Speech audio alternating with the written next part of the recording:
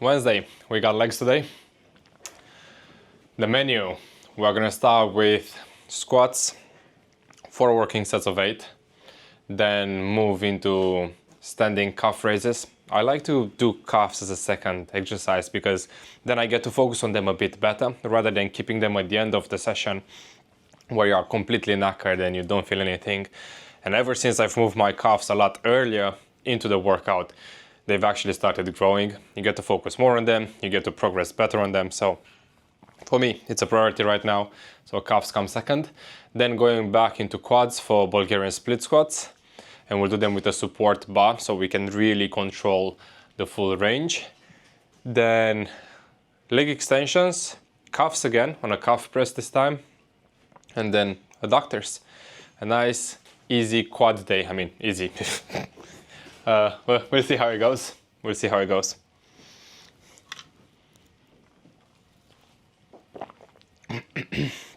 And then on Friday, I got my hamstrings. And that's when I train back and hamstrings together. So my split at the moment is I do push, so chest heavy, tiny bit of shoulders, triceps on Monday, back and biceps on Tuesday, quad focus on Wednesday. Thursday is shoulder focused push day, so I do shoulders and chest, tiny bit of chest. Then Friday is back and hamstrings, and Saturday is arms. Lovely. You know, having arms on a Saturday gives you something to look forward to towards the end of the week. It's like my weekend treat. I guess you'll see me drink pre-workout quite often. So let's address this topic as well. How often do I do it? I think I usually would stick to it for like 2 months. Then I will do a 1 week off whenever I'm deloading as well. I don't take pre and then go back to it.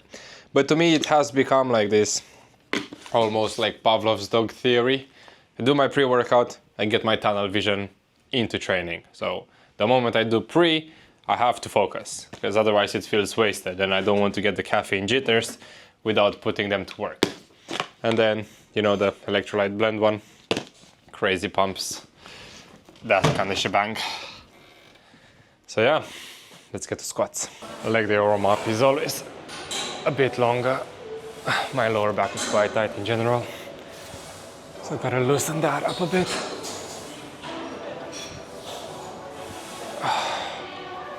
But I'll show you something quite cool for unlocking your hips pre-squatting.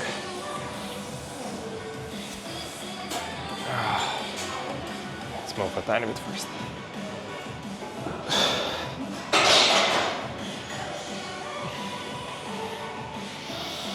So with squats now, the main goal is again to try and work out the full range of motion. Even with those, I used to squat so much heavier in the past. Like my 1 rep max was 220 for one, but I haven't squatted that in maybe 2 years and a bit. Focused more on a hypertrophy range rep range.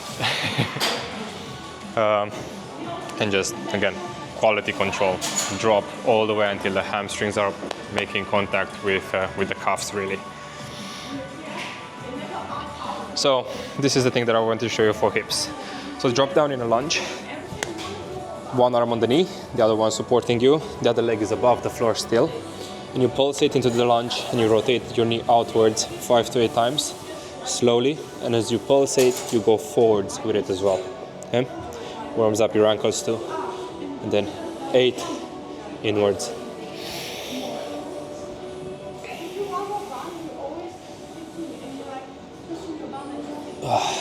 We'll do the same thing on the other leg.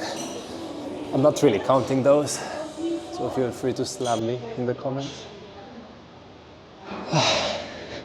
Then I'll start with a few warm-ups, just with the bar as well. And I have like a tiny routine with this too. So I'll go for like usually 8 squats with like a half a second to a second pause at the bottom. Trying to find my positioning.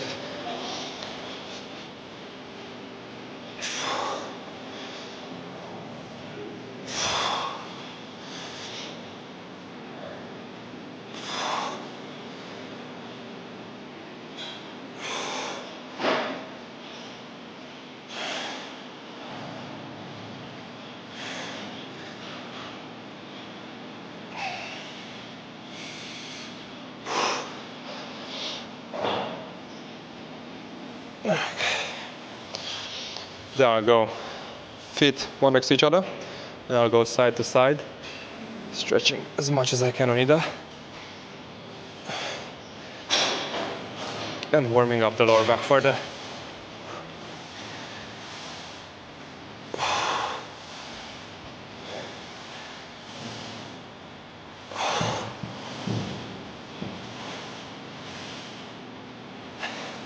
And then into good mornings. So for good mornings, stance hips with soft bend in the knee, keep your chest up, you start pushing your hips back and back out. And this usually does it for the warm-up. Now I'll do it in a pyramid style, maybe 1 or 2 more sets, and then get into my 4 working ones for 8 reps.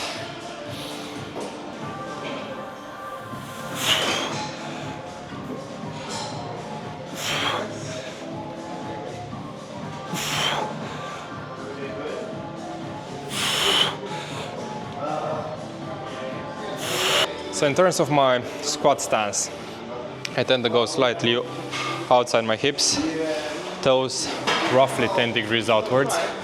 So don't want to go super out, because then your knees are getting pushed too far out, and then you'll target more the adductors. I mean, if you want to do that, it's up to you. But tiny bit more in, so you keep the emphasis on the quads.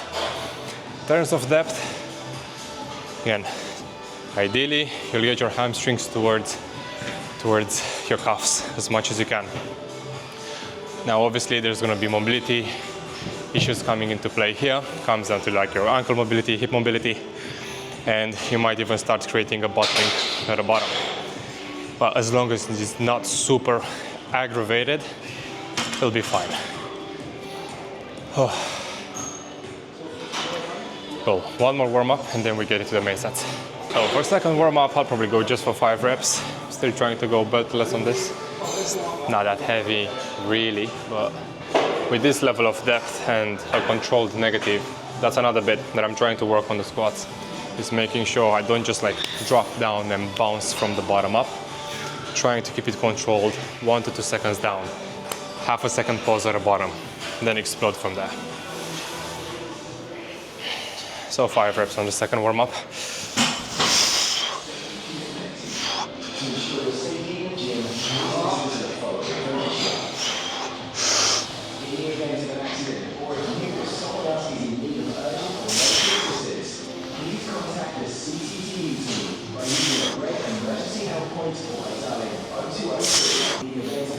So now my working sets are around 130 kg.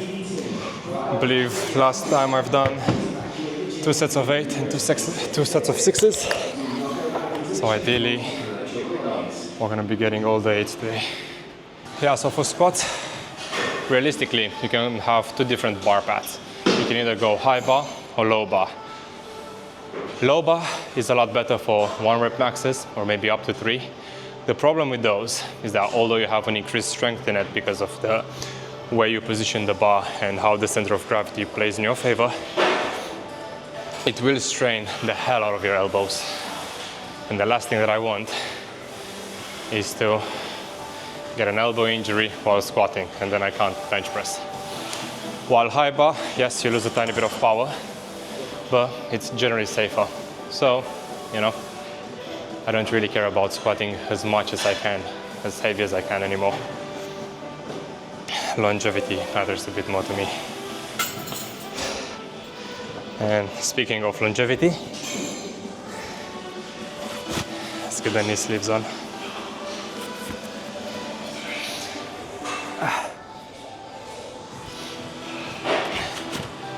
So my knees are a tiny bit awful. I will probably put my money on the fact that I've played football professionally for 5 years when I was younger.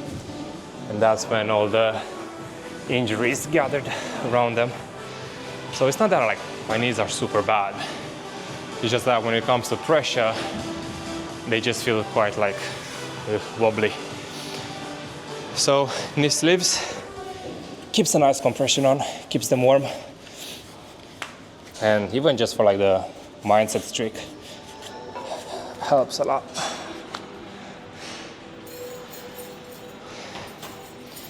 Cool.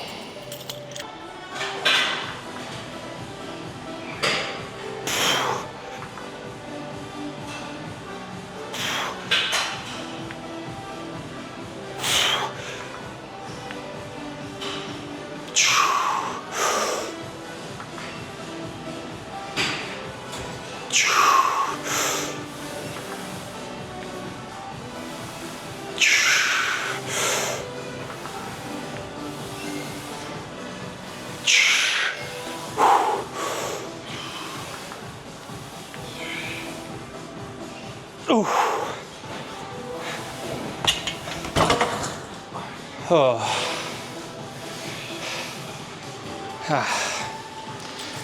Okay, first set is always rusty. I'm telling you, the moment you slow them down and you add that tiny bit break at the bottom, your performance in terms of how much weight you can do just tanks. And we go back to what I was saying before. If you can make a weight feel heavier by correct technique, full range of motion, training systems, do it. Don't strain your body and your joints for absolutely no reason. So we got 2 minutes rest on every single set. 3 more to go. And we gotta beat the reps from last week.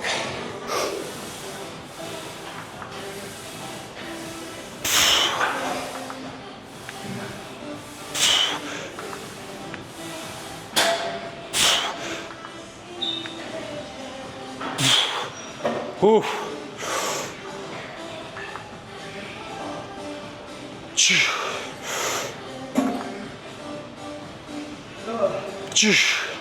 Come on.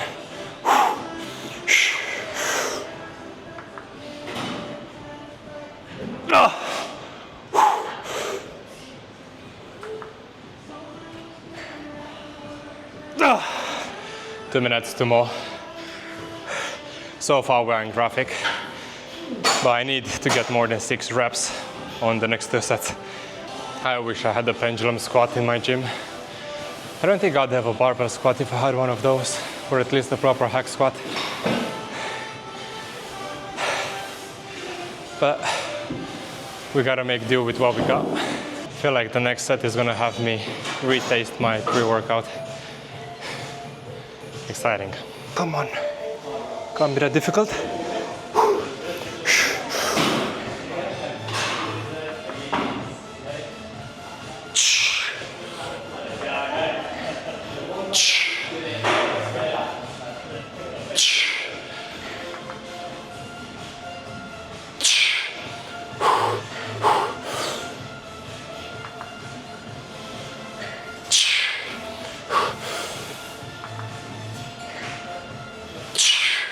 Two more, come on.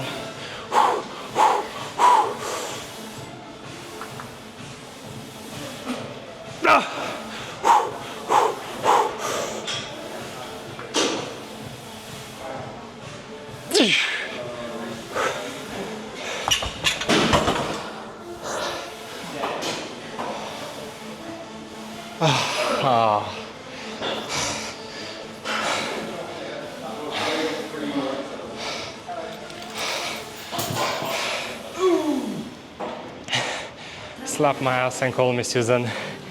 That was difficult. Jesus.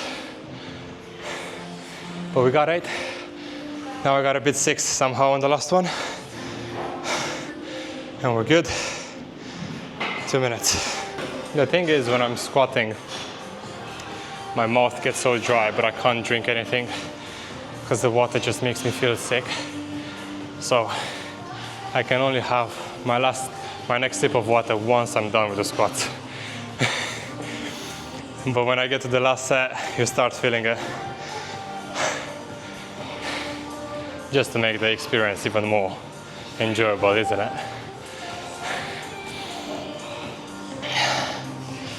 Well, you know, at least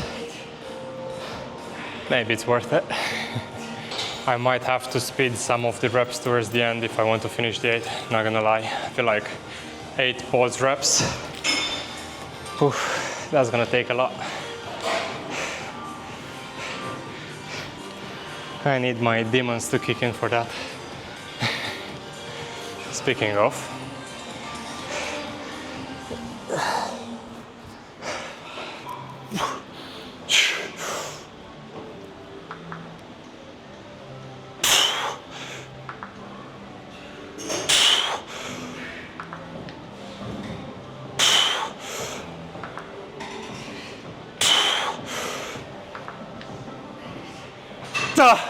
come on, 3 more. Don't be a pussy.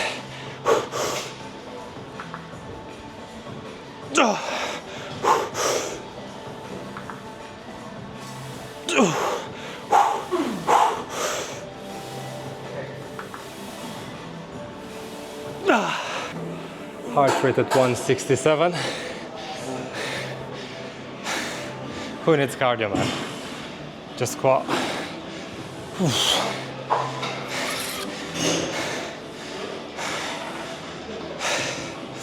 One ticket ride to Vomit Town, please.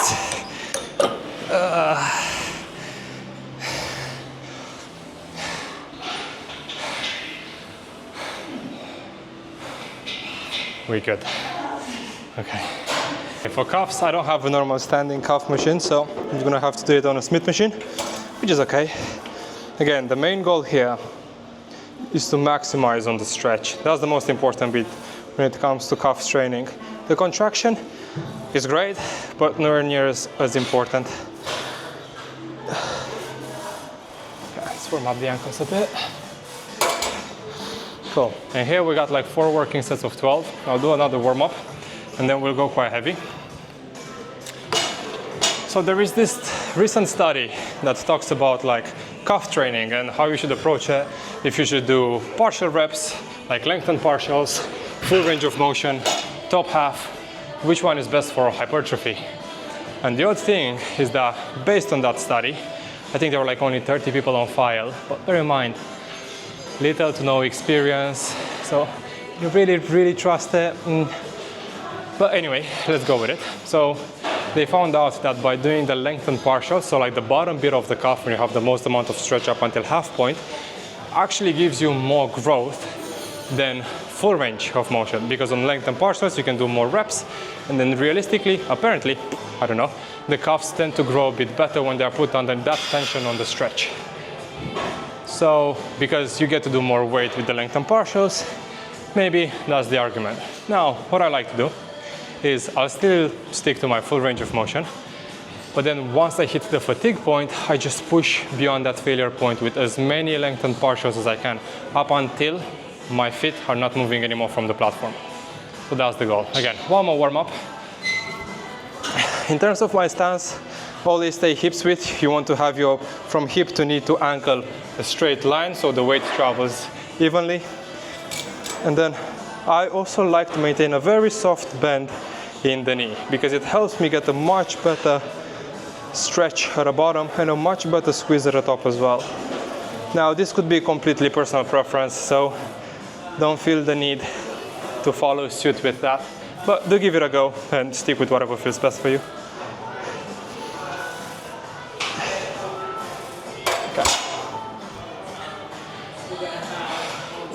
So now we're going to the 4 working sets. I'm going to put a tiny bit more weight. So maybe that and 10.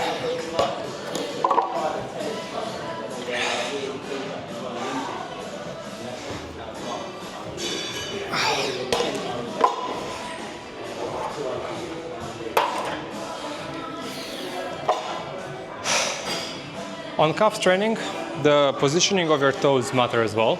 So if you go straight, outwards, inwards, you will hit the different part of the calves.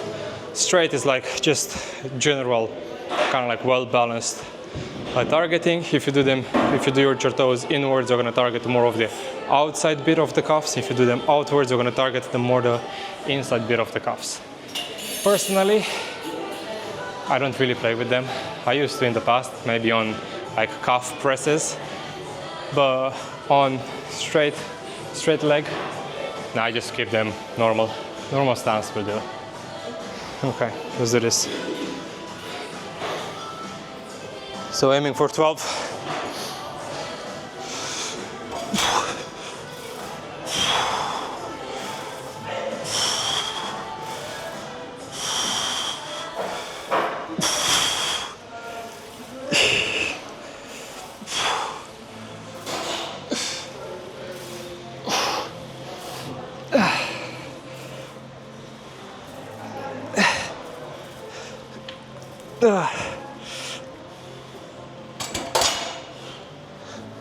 Ooh. 1 minute. So see what I've done there? Towards the end of the set, I think like around right rep 9, 10, I started failing, so that's when I go into lengthened partials. You can probably see it on the video that with every single rep, I fall lower and lower and lower, so I cannot get back. And then leave it there. So what we track is I'll always track the good reps, so up to like, let's say like 9 reps this time around, and then progressively overload on those. So you never track the quote-unquote shitty reps. Although those shitty reps tends to give you the most amount of growth when done at the right time.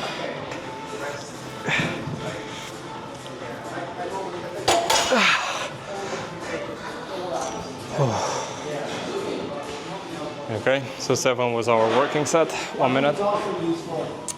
So on Smith, whenever you do them, especially if you're gonna start using this fatigue technique, make sure you have your safety stops on the side. Last thing that you want is to guillotine yourself with the bar when you thought you racked it and you actually didn't. Only saying that because I've seen it happen in the gym. It's not fun. Didn't happen to me, but not fun to witness either. So that gave me enough PTSD to always put my safety stops on the Smith. Starting to feel the cuffs pumping a bit. That's another good advantage of the knee sleeves, to be honest, because they compress quite a lot.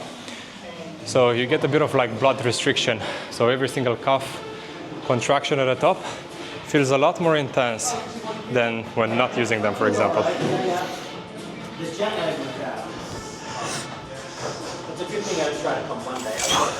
That's cuffs done. We're going to split squats.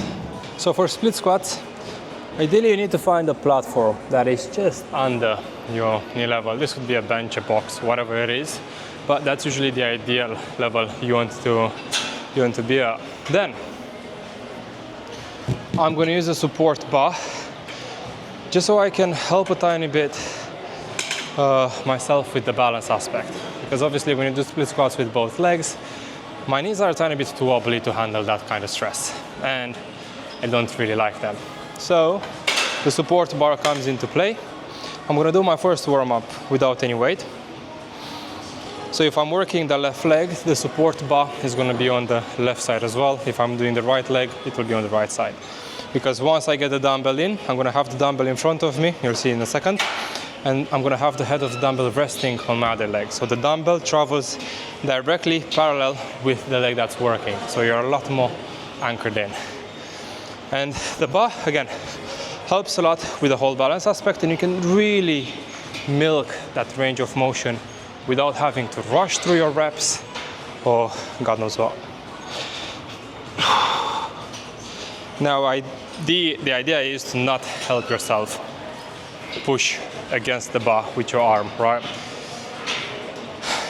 But realistically, towards the last few reps or so, it will happen involuntarily.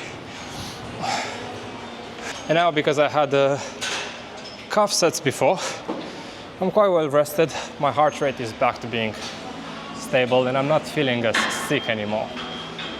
If I'd have done the split squats right after the squats when my heart rate was through the roof and my pre-workout was coming back up, again, the whole workout would have been completely ruined after.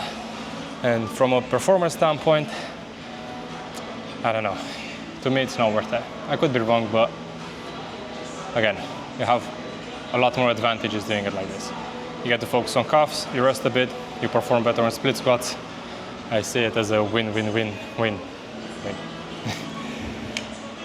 Okay, I'm gonna give myself 20 seconds and we get in.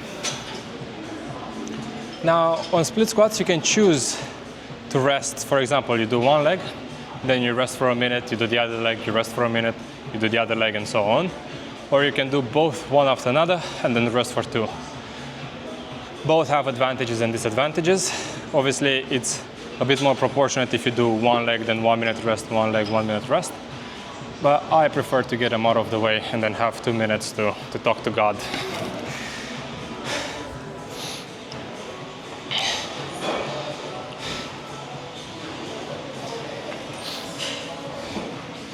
Cool. So again,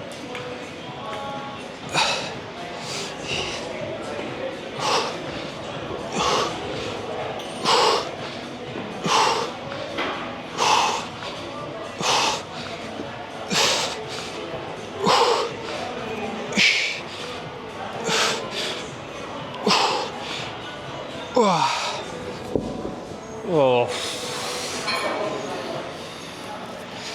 Man, this exercise is devil's work.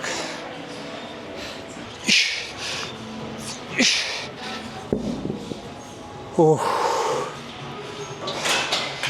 Okay. 2 minutes. God, it's me again, your boy.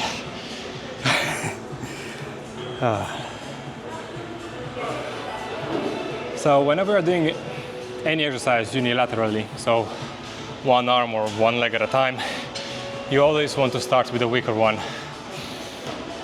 because you'd rather have to stop early on the good limb afterwards to give your weaker one to catch up than just continue developing them unproportionally. Then on exercises like split squats, where doing the second part is always going to be tougher because your heart rate is higher, blood pressure is running, it makes even more sense to use the better leg against the worst conditions to complete your reps.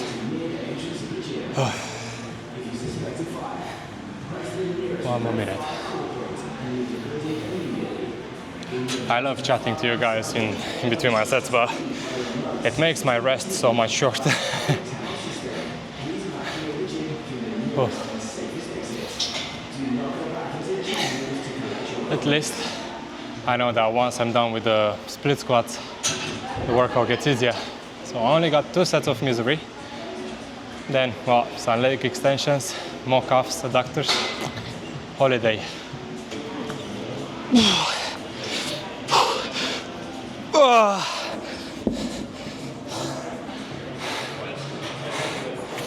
Right, one more set. I need a pre-workout to settle.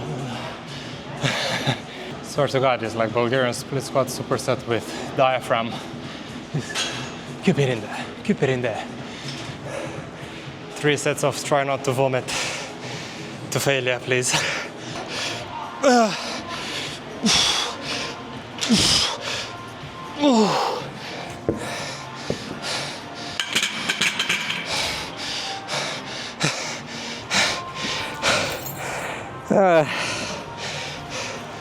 Okay. Leg extensions. So quick thing, how you set your back support really matters, because it comes down to your hip angle. The more you close it, the more you're going to be using the side of your quads, the vastus lateralis. But if the more you open the hip angle, the more it's going to target the midline of your quads, the rectus femoris. Now, obviously, this, let's say, like form manipulation will play maybe like 5% on either side, so you cannot really eradicate one when you're doing the other. But that's nice to know in case you want to rotate them in between your training blocks. Personally, I like to keep it somewhere in the middle. So something like this for me. Also, more importantly, I'm gonna remove the knee sleeves. Let the legs breathe a bit, man. My quads are seizing. Okay, and here we got 3 sets of 15. Cool. Whole stack or go bust.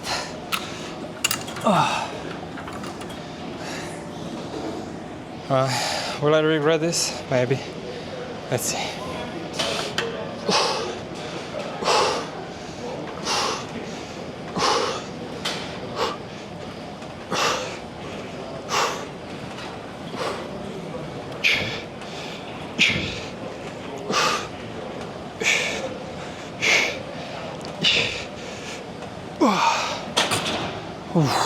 Also very important on leg extensions to grab yourself by the handles and pull your body in. The more your butt elevates from the seat, the more pressure you're going to accumulate around the knees, and that's not ideal. So anchor yourself in properly.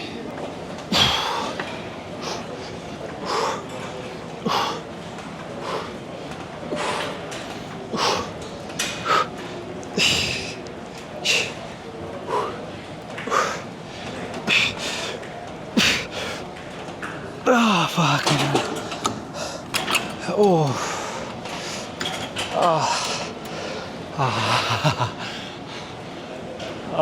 Okay. See, this bit of the workout, again, it's nice, like it's still tough, but at least you can breathe, you can drink water. I don't have to listen to metal anymore. So I can be back on Pitbull and Flow Rider. It doesn't matter, just vibes.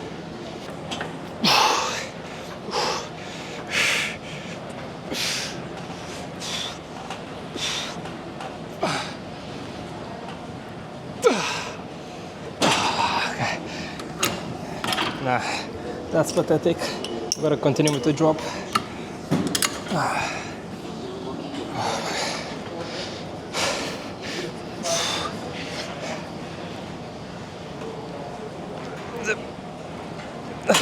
Nah, that's it. That's it. They said no more. But, no. I'll take it. Cuffs. Oh, I'm not gonna lie, team. This is probably one of the best leg sessions I've had this year. My quads are pumped like crazy. That leg extension really took it out of me. So now, I mean, I've got this calf press machine. Realistically, the angle is very similar to like the standing one, but now you're seated. So at least from a setup perspective, it's just easier to add in a tiny bit more volume and push to failure here than it is on setting up again on Smith machine and that kind of stuff. So same principles, legs are staying hip width, you're gonna keep a soft bend in the knee and then you're pressing from there.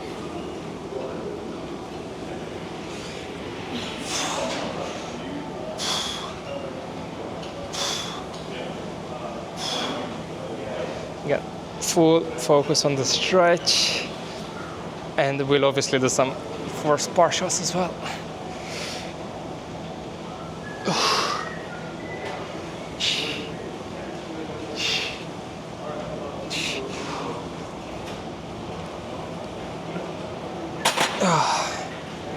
Okay, resting for 1 minute, 4 sets. Enjoy the rest. Cheers, mate. See you tomorrow. He's my favorite person.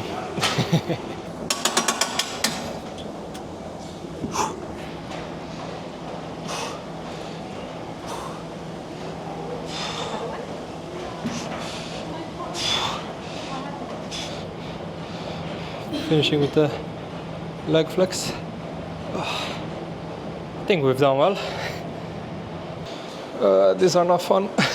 Today has been a phenomenal session. I feel like I haven't been able to train legs properly this year, at least. I don't know, for like a month and a bit, it just wasn't really clicking. But today, my quads have exploded in my head. It definitely zoned out for like the last 20 minutes of it. So a bit of a dead chat on my side. We'll probably cut that out of the video, but really good sesh, really good sesh. Again, you don't need a lot of volume per muscle group. As long as the volume you allocate, you do it properly. So, you know,